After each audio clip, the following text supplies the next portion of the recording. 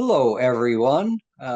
We're back here from the Paul Brunton Philosophic Foundation, and I'm here with my friend Louis Desarno. My name is Louis Damiani. We're doing an overview of a number of the categories from the 16-volume set of Paul Brunton's posthumous writings.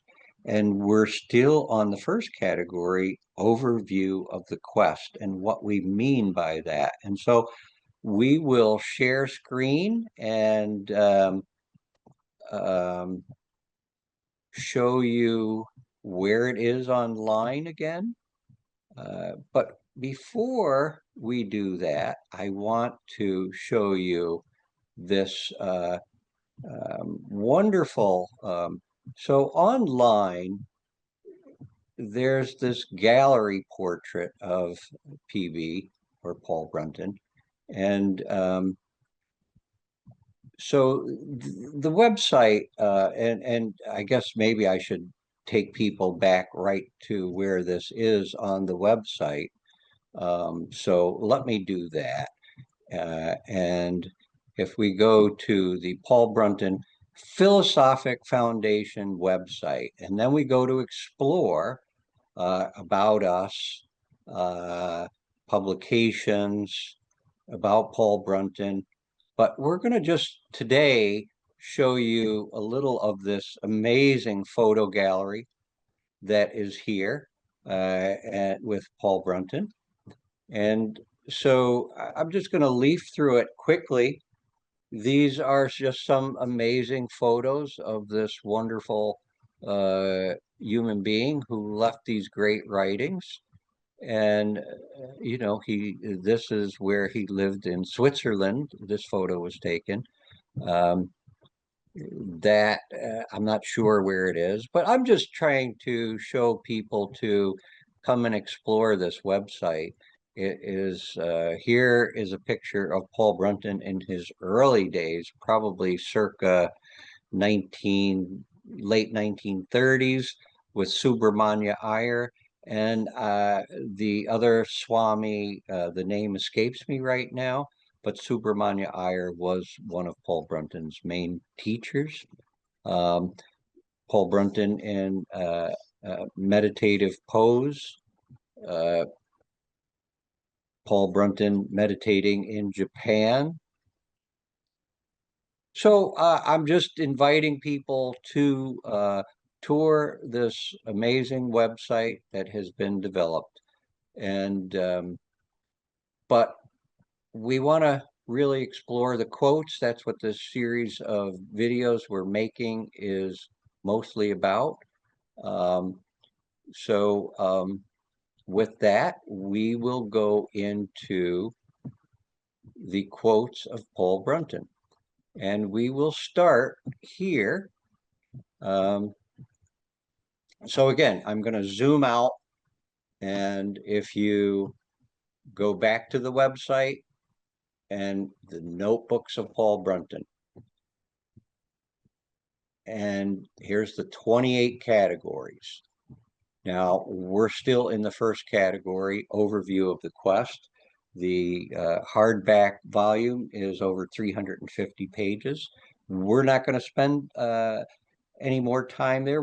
This is our last video on the quest. This first category, after this, we'll go to another category. But right now, we're going to open up this overview of the quest. And in the previous two videos, we did some quotes on what the quest is and its choice. Today, we're going to go into the third chapter a little bit, do a couple quotes, and Lewis wants to go to chapter 3, quote 76. So you just click on that, and you can come to these quotes, and here we are.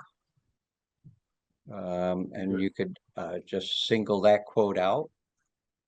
And Lou, do you want to Sure, read and talk about this a little bit? sure, Lou. Thank you. Um, Yeah, we wanted to touch on the different categories within the subcategories of this main category called the overview of the quest, because PB has quite a lot of things to point out, and especially for our times, it's important to understand that PB wrote in the 20th century, and he felt there were some big differences in the 20th century versus the past centuries and um, much earlier times, and in the way that people could practice and what they had to deal with in terms of worldly life challenges and so on. So that's why we felt some of the quotes from this category were very important. So anyway, without further ado, I will read this one and say a few things, and then I'll invite Lou in. So, quote, those bewildered by the doctrinal differences between the established or traditional creeds, theologies, liturgies, and customs, yet still seeking some mental satisfaction, finding similar differences between the religious heresies, the non-established or modern cults, have a way out of their problem. This is to apply themselves to direct personal practices which can give them their own experience, their own teaching from within. These standard practices include self-purification and meditation. For this inner work, they do not have to join any group or organization, do not have to search for, follow, or cling to any guide. The God within them becomes, with faith, patience, persistence, and practice, the light on their path. So That's a mouthful. it's a mouthful, and there's a lot there. And again, I mentioned that for our times, especially for our times, 21st century, PB wanted to point out that we don't necessarily have to go in search of a particular person or guide or to a particular place to find some truth or to find the spiritual presence that we're all searching for. And he's there in this quote emphasizing the idea that we have within our own being, within our own deepest recesses, the quality or the principles or principle that can answer our issues and guide us. So that's a very important, I felt, a very important for someone to point out in our times, that because most of the traditional teachings, whether it's East or West, would advise us to get a teacher or go to a monastery or go to some organization. And PB in saying, obviously, in this quote, that is not necessary. Now, he talks about the practices, and we will get into those as we review these categories into the future. He's going to talk a lot about different forms of meditation, different things you have to do to how to clean up your own, let's say, body and emotions, our ethics, our character. And those are the things that we can do without necessarily following any particular person or any particular tradition. So that's what I would come away with on that quote, Lou. I don't know what you got from it. No, I like it, and I think the some of these quotes, um, are pretty self-explanatory, and uh, that quote does seem clear. Yes, if you're in a creed, the Catholic religion or Judaism, you have a priest or a rabbi, or if you're a Tibetan Buddhist or a Buddhist, you have a lama.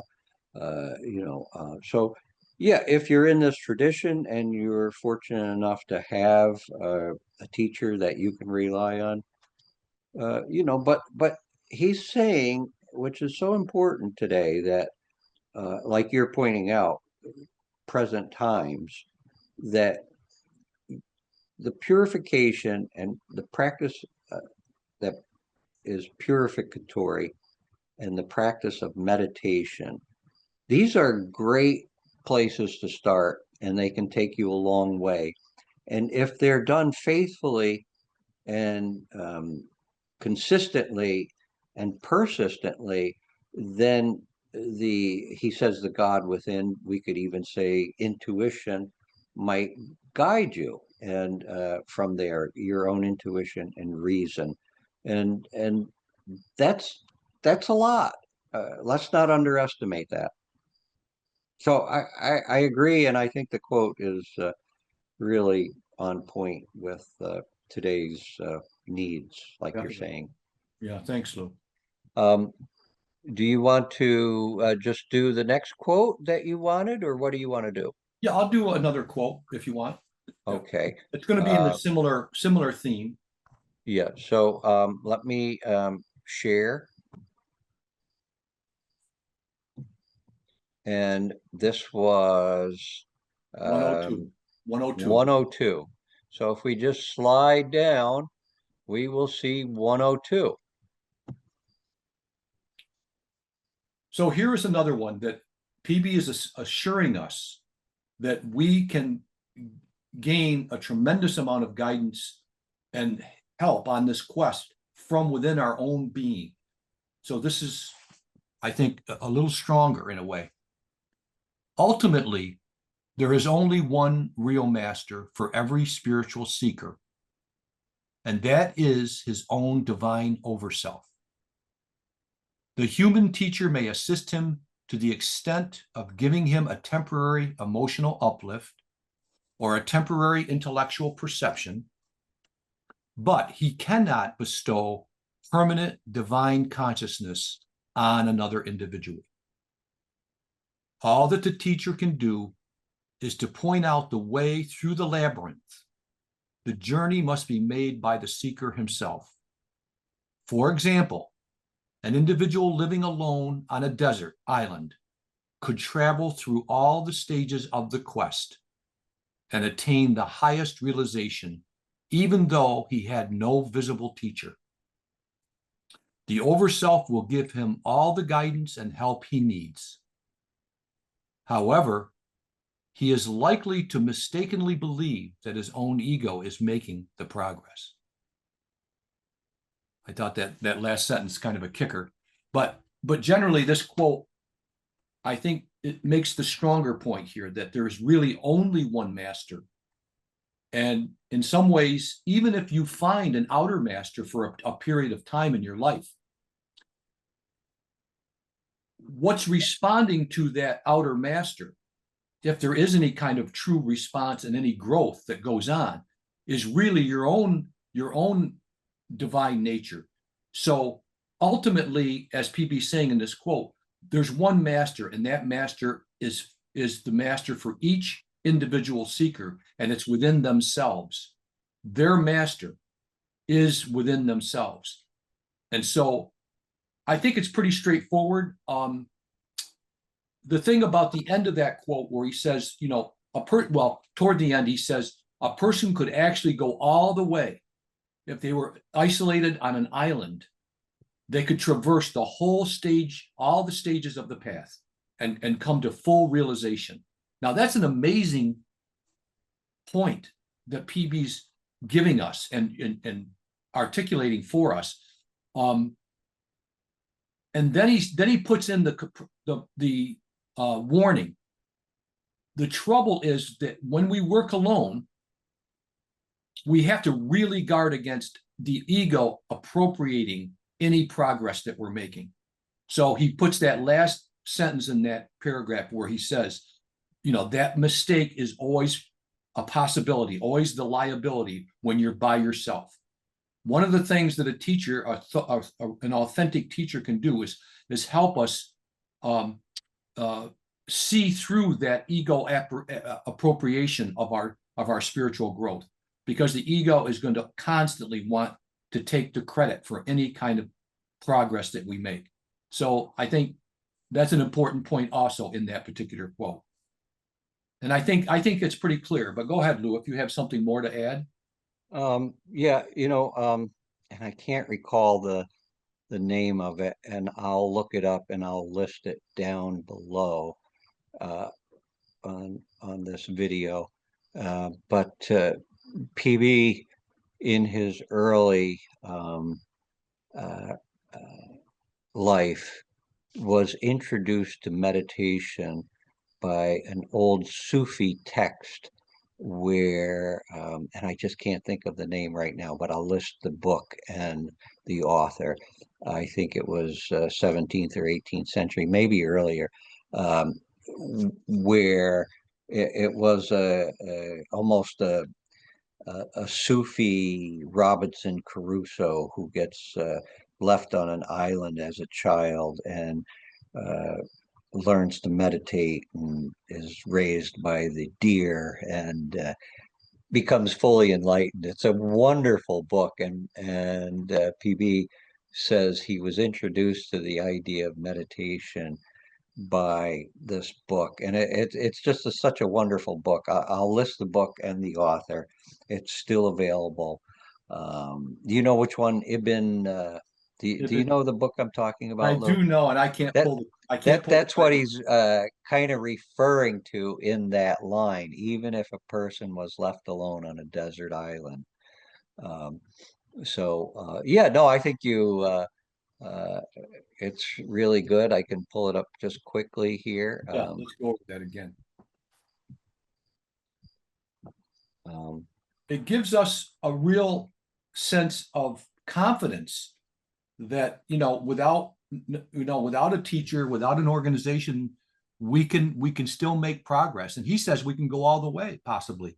Now, of yeah, course, yeah, he's going to qualify that by saying you've got to do these practices, you've got to do a lot of work, but yeah. nonetheless, You got to do a lot of work, and I think we've all seen that when we do something, we think, "Oh, I'm in there doing it," but we got to be really careful for that because that's strengthening the egoic nature by saying, "Me, I'm doing it." When it's being done, if the practices are really working, it's almost being done to you, yes.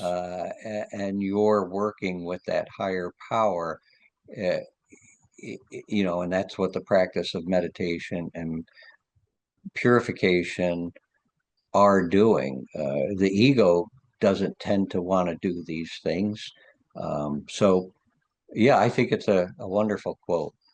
The only other thing I would add is that when PB uses the word overself, and here he says Yeah, that's please address that. I think it's important. he mentions the divine overself, and you will see parallels if you study other doctrines with principles like the Atman in Vedanta or Hinduism, the Buddha nature in Buddhism, and other traditions will have different terms for the same idea or the same principle.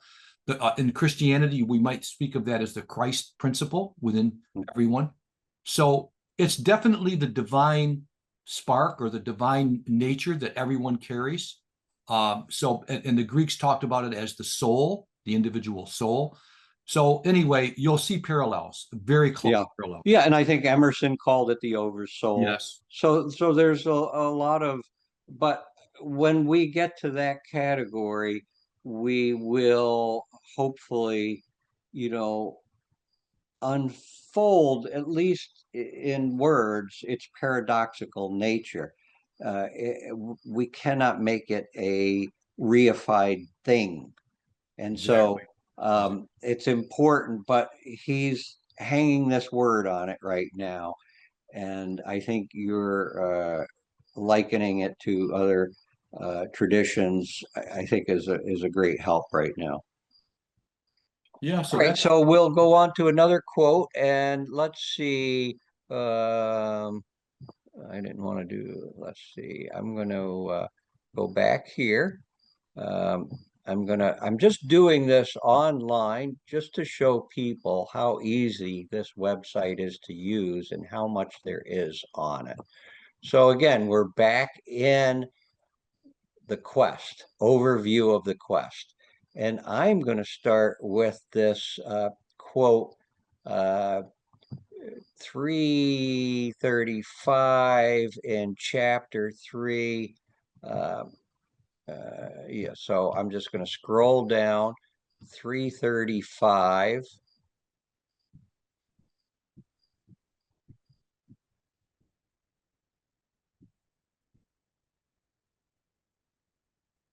Can you see that now? All right, right yes. here we are. Again, somewhat self-explanatory, but I think really important. And even though things might be relatively clear when you read them, you might have to sit with the meaning and reflect on it because the importance of the point being made might be just something you need at that point where you are at in your quest, in your life. Mhm. But so he says here, it is most pleasant for a man or a woman to feel himself at one with the crowd, and most uncomfortable to feel himself at variance with it. Yet the seeker who has heard truth's call has no other choice than to accept this intellectual loneliness and emotional discomfort if he is not to find what for him is the worst fate of violating his spiritual integrity. Mm. So I think anybody who's had something, and I think we all do it, most of us do during the life, we have these calls. I think if we ignore them, maybe the calls get lesser. Maybe we get more neurotic. Maybe we even have, breakdowns, whatever. But if we heed the call, uh, this quiet voice within or life's lessons to do some deeper reflection on what is the purpose and meaning to my life and why am I here? I think that's what he is calling to some degree the quest. What am I doing here in this planet? And who am I? These are ancient, you know, um, questions that have been with mankind his whole history. But if we don't heed the call, um, you know, something happens to us typically. And yet he's saying, boy, it's so much more comfortable to be one with the crowd, to belong to a crowd, a group, a family, a tribe, a nation, uh, you know, and Yeah. yet at some point it seems like the world is demanding that we all have to come to the point that we're all one um, humanity on one planet and you know and the only way to clarity or health is that individually we work on ourselves and come to the spiritual consciousness.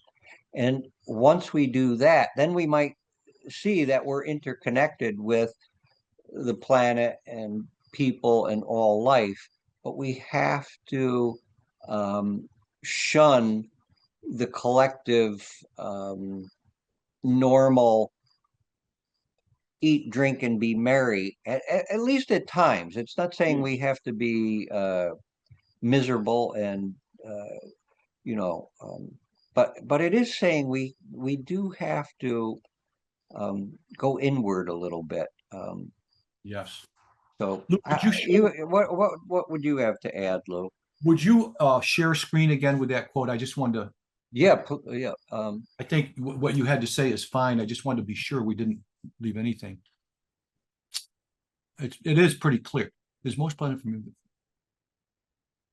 Yeah, I like this. Yet the seeker who has heard truth's call has no other choice than to accept this intellectual loneliness and emotional discomfort if he is not to find, if he is not to find for him, if he is not to find what for him is the worst fate of violating his spiritual integrity. So, I mean, that's a pretty tough piece of advice. I mean, in a way, PB saying, I think again he's implying you have to have some courage here. If you hear truth's call, if a person hears something from within calling them to a higher truth, um, it would be a violation of your spiritual integrity not to listen to that. And that's that's going to require a certain amount of courage and strength of will to step away, as Lou was pointing out, to step away from the herd, the crowd, you And know. like you were saying with the last quote, and I think this is brought out, purification and meditation. This is not just once in a while. This is an everyday thing. If you're going to do this every day, and everybody's getting together at 6, you can't really just come out, no, I got to stay home and meditate. That's my meditation time. But, if you're honest to the call and to the commitment you made and to that inner orientation, so to speak, you might not be able to always hang with the crowd or go out. You have to put this commitment of the quest, up front in your life. And No it could question. lead to some isolation, some loneliness, because if people aren't called to it, they don't tend to understand it or be sympathetic to it. No, I agree, Lou. It's hard. I fully agree. And I think as we go through these categories, some of the later categories, especially the ones about meditation and study and purification, we're going to see that it's going to take some of your personal time, some of your free personal time is going to have to be committed and dedicated to these practices and to these efforts that we're referring to right now. And we'll get more specific. But that's going to mean that at times you're going to have to say no to an invitation, to Yep. a gathering, to a function that, And what's the old saying? What you give time to is what you value. yes, and that's That's what you value. Where is your time spent?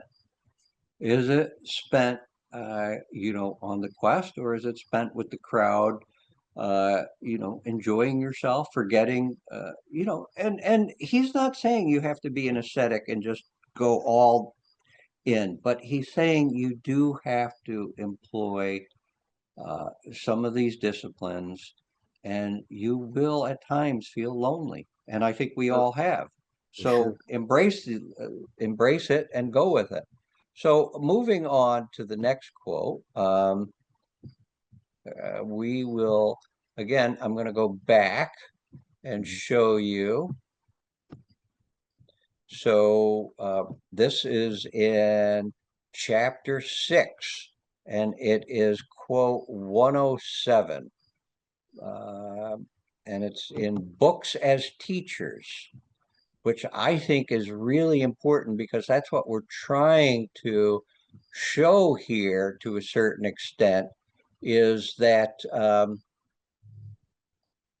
these books of Paul Brunton, along with the whole other, great spiritual literature that has been a repository for wisdom throughout history, and even some earlier, like the Upanishads, or some of the Hermetic wisdom, and these are almost prehistory. But there has been this deposit of wisdom in these notebooks.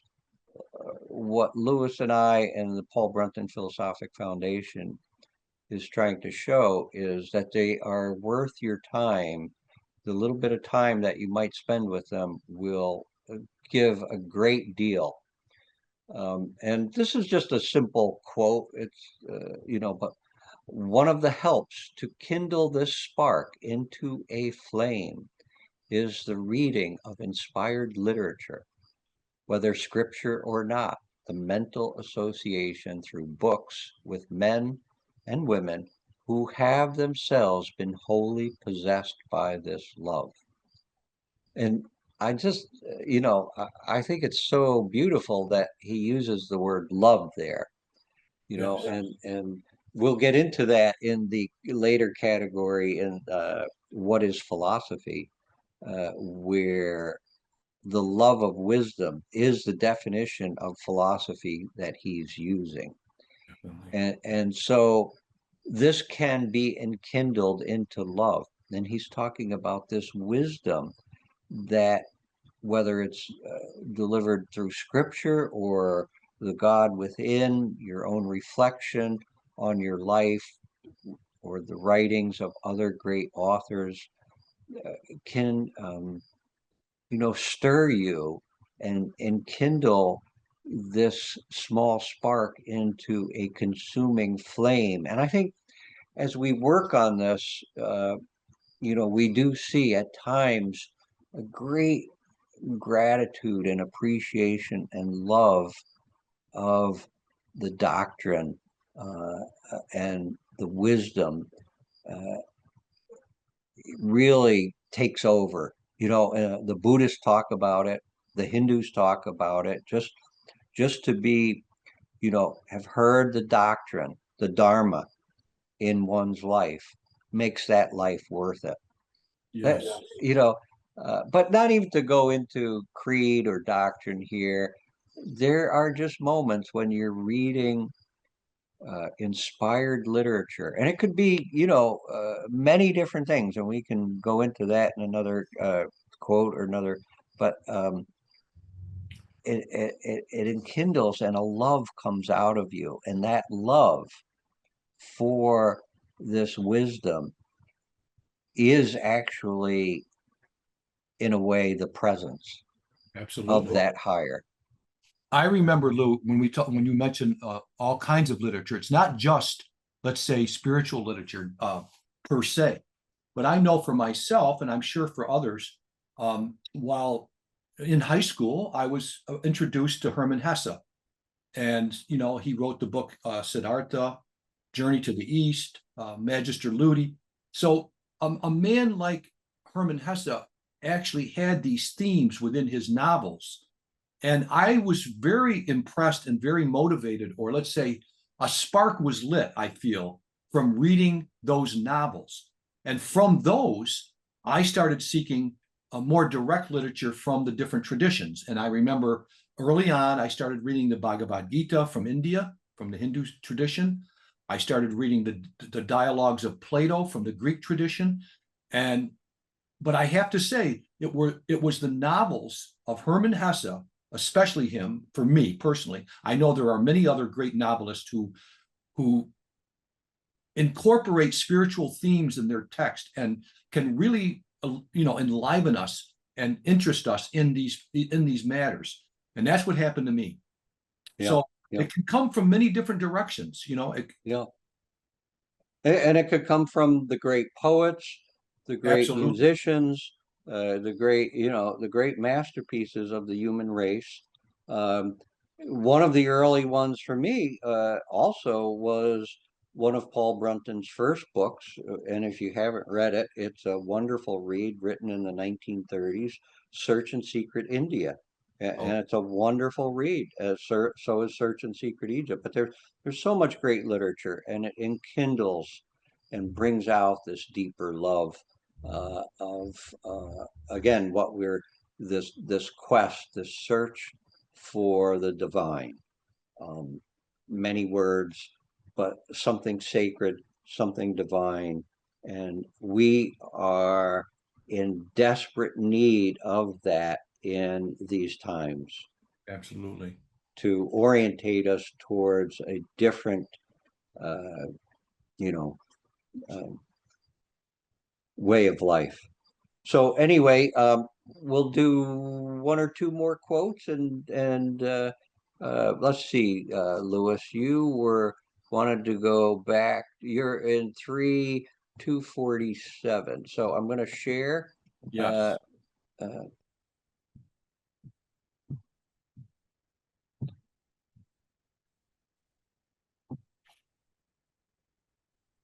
so if I go to chapter 3, and then I go to 247, scroll down, and I think this is a short one, Very short, but very very direct potent, and very direct. right here. Yes. So I thought this was a good one to really emphasize PB's point about this work can be done outside of any particular kind of organization. Let me read this. So, quote, no church, no monastery, no ashram can shut in the divine life behind its walls. That is for all.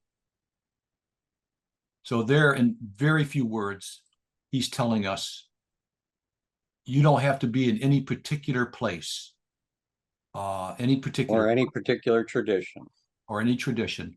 It is available to everyone, all of us. And I think that is very similar to what the Buddha said.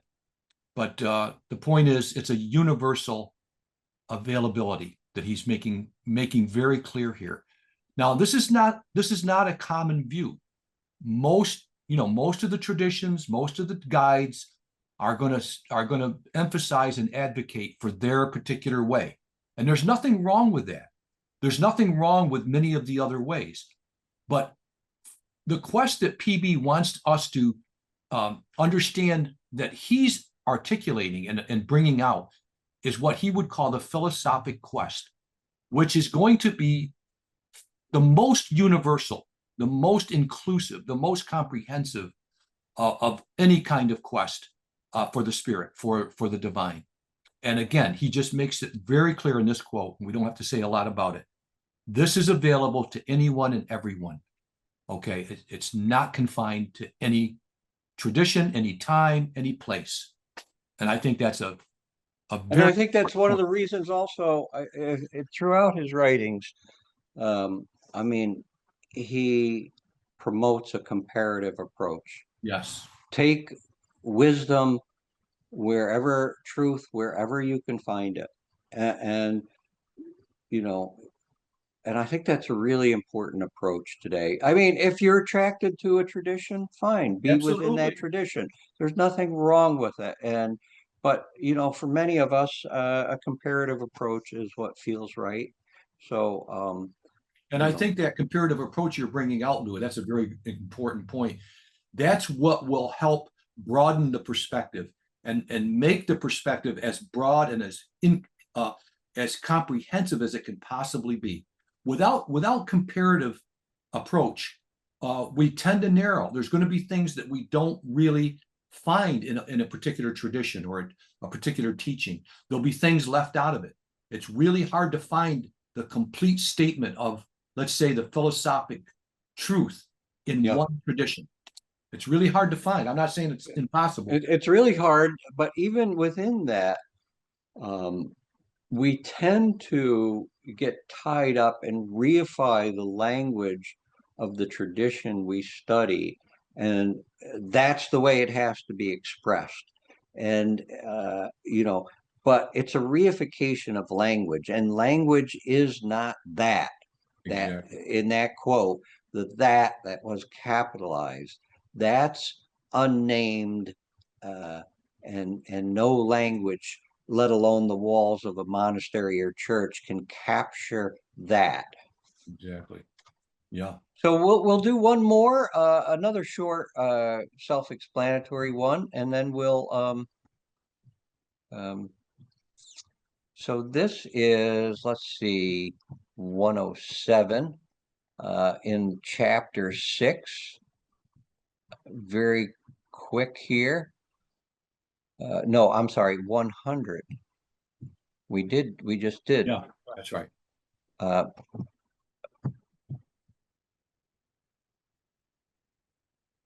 The very fine writings of philosophers and mystics of all times may bring into one's life some emotional, inspirational, and intellectual guidance, even possibly stimulating his or her power of will through the long, unavoidable years of struggle on the quest. They can do, to that extent, act the part of a teacher or guide. However, it must be remembered that some are infinitely more worthwhile than others, and it is essential for one to be able to discriminate between what is true and helpful and what is false and worthless. Um, that's actually quite a bit there, isn't it, Lewis? You're muted. Yes. So That's a very comprehensive quote, Lou. yes. Um, so just picking it apart a little bit, again, to I think we'll just even read it one more time. The fine writings of philosophers and mystics of all times may bring into one's life uh, emotional inspiration and intellectual guidance, even possibly stimulating their power of will. So that's important. He's saying, yes, don't just read this and feel good and feel spiritual. You have to stimulate the power of will and actualize these ideas in your life. Now, through the long, unavoidable years of struggle on the quest, they can, to that extent, act the part of a teacher or guide. Um, so I want to spend most of the time on these two smaller, these two lines, because this is what I think, Lewis, we're proposing here is that these writings are in part can act as a spiritual guide. Definitely. Along with the writings of so many others, whether it's Buddha, Socrates, the Upanishads, but we don't have to just go to ancient times. There's a lot of great stuff written now, and there's some wonderful people out there that are also talking about these things, Eckhart Tolle, Adyashanti, but there's even many academics, and this is being searched for within the realms of science, through quantum physics, what is real. It's also being searched for through what is the hard problem of consciousness, which is one of the great debates going on over the last couple decades.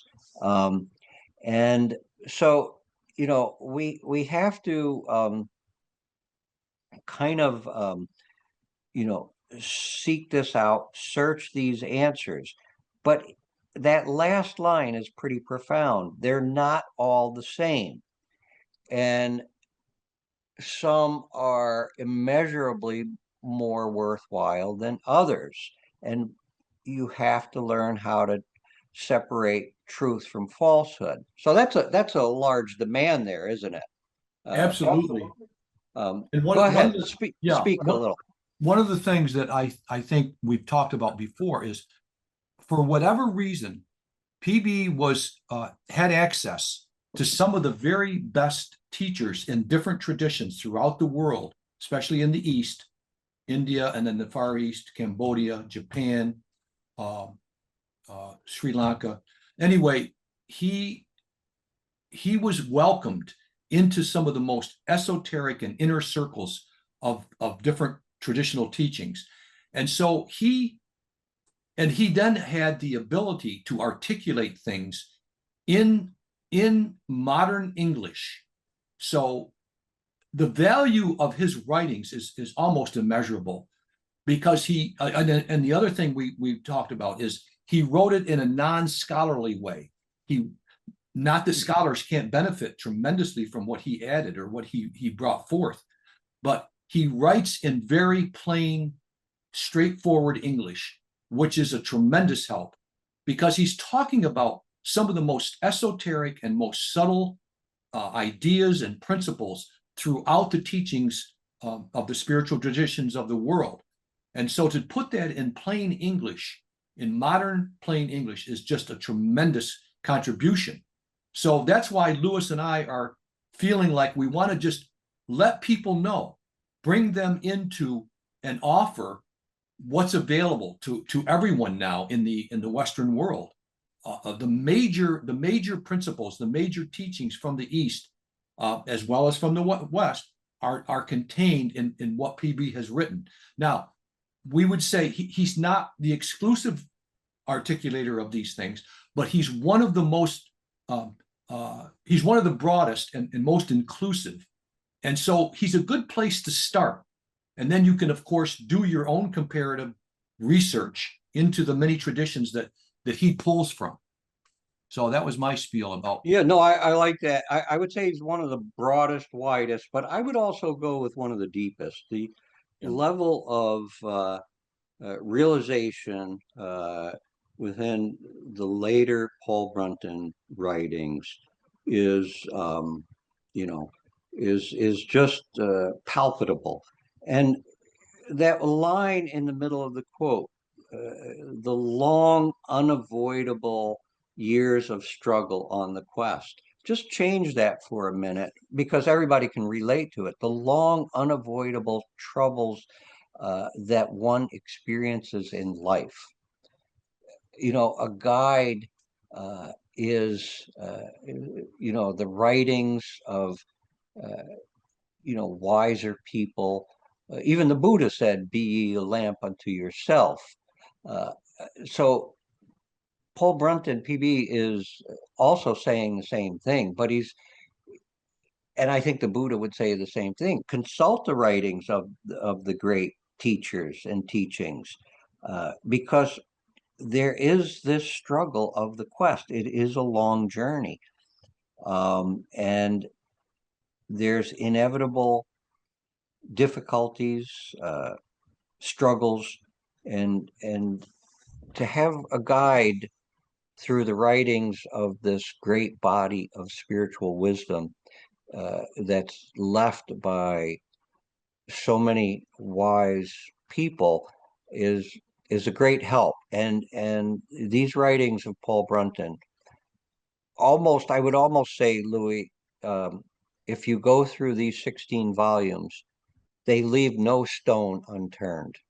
So true. There's almost everything addressed, and the articulation and the editors in their editing really help. And so you just go and, okay, I'm having troubles with this, and you know, and PB's not giving answers. He's saying, well, you could look at it this way, or you could look at it this way, you know, reflect on it. He's always trying to drive you towards the divine element within yourself. Definitely, Lou. And I would add, you know, very important fact about Paul Brunton. He was not only a researcher in all of these very esoteric and very profound doctrines, he was also a practitioner. Now, there are a lot of scholars that write about these topics, these themes, these spiritual themes from the many different traditions, but very few people in that world of academia are serious practitioners. Paul Brunton was a practitioner. So he writes from not only what he gathered from others, but largely from his own inner work. So as he says in these quotes that we read today, talking mostly about independent path, he's saying we all have this within us, and he demonstrated it in his own life. So I think that's an important point to let people in on. But I I think like it. really And I like our discussion. I appreciate it. If you're watching and you've gotten this far in the video and you appreciate it, please give us a thumbs up, like and subscribe. Visit the Paul Brunton website, and thank you for watching. Leave us your comments below because we're going to constantly try and improve these. So thank you, and we'll see you next time. thanks, Lou.